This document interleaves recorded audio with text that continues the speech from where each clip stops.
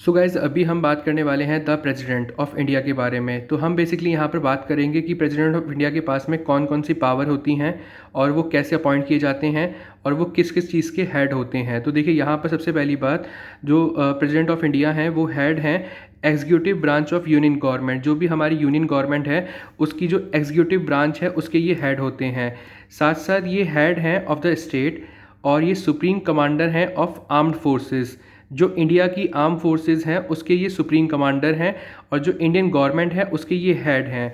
और जो इनकी अपॉइंटमेंट होती है वो आर्टिकल 52 के तहत होती है, जो कहता है there shall be a president of India basically.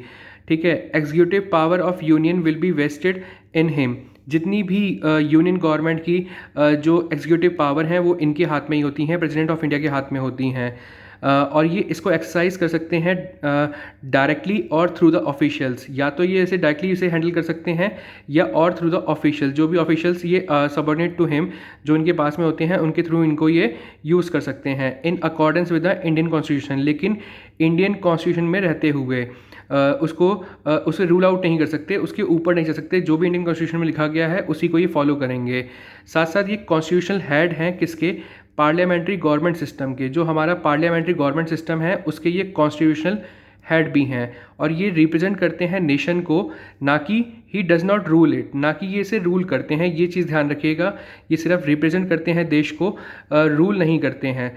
Real power vest with the council of minister. जो काउंसिल ऑफ मिनिस्टर्स होते हैं जिसे यही अपॉइंट करते हैं एक तरह से, उनके साथ में उनके हाथ में ही सारी रियल पावर होती है। साथ साथ president liable to act on their advice. और जो काउंसिल ऑफ मिनिस्टर्स होते हैं उनकी एडवाइस के तहत ही जो राष्ट्रपति हैं वो यहाँ पर एक्ट करते हैं। ये बड़ा इंपॉर्टेंट पॉइंट है। फिर देखिए, when parliament is not in session. तो जब पार्लियामेंट सेशन में नहीं होती है तो president is authorise to issue ordinances with force of acts of parliament. जो भी पार्लियामेंट के एक्ट्स हैं उनके ऊपर जो ऑर्डिनेंसेस वगैरह हैं वो यहाँ पर जब पार्लियामेंट में सेशन नहीं चल रहा होगा या सेशन में नहीं होगी पार्लियामेंट, तो प्रेसिडेंट यहाँ पर ऑथराइज हैं उसे इशू करने के लिए ऑर्डिनेंसेस को। और साथ साथ देखिए यहाँ पर ही can summon or prorogue the parliament as well as dissolve Lok Sabha. Parliament को वो बुला भी सकते हैं, सम्मन भी कर सकते हैं किसी काम को लेकर के, और प्रोग्रेव भी कर सकते हैं साथ साथ। और ये डिज़ोल्व कर सकते हैं लोकसभा को and call for new elections. और नए इलेक्शंस को यहाँ पर मांग भी कर सकते हैं, उसे बुला भी सकते हैं कि नए इलेक्शंस करवाने हैं। He can dismiss state and territorial government. लेकिन इनके पास में एक पावर भी होती है कि ये स्टेट या टेरिटोरियल गवर्नमेंट जो है उसे यहाँ पर डिसमिस भी कर सकते हैं। लेकिन यहाँ पर एक कन्वेंशन है, by the convention president can only acts on PM's advice.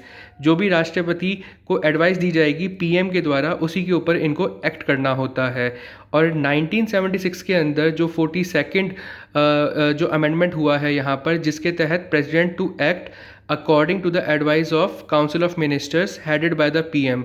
जो काउंसिल ऑफ मिनिस्टर्स जो कहेंगे उनकी अकॉर्डिंग ही यहाँ पर राष्ट्रपति को एक्ट करना होता है। यही 1976 42nd अमेंडमेंट में कहा गया है। और his role is symbolic and ceremonial. और जो इनका रोल होता है राष्ट्रपति का, वो एक तरह का सिम्बॉलिक है, आप देखते हैं, और सेरेमोनियल है। कोई भी अगर सेरेमनी वगैरह होती है तो उसके अंदर इनको एक तरह से सिम्बॉलिक वे में देखा जाता है। तो ये हैं सारी इम्पॉर्टेंट जो बातें हैं प्रेसिडेंट ऑफ इंडिया के बारे में।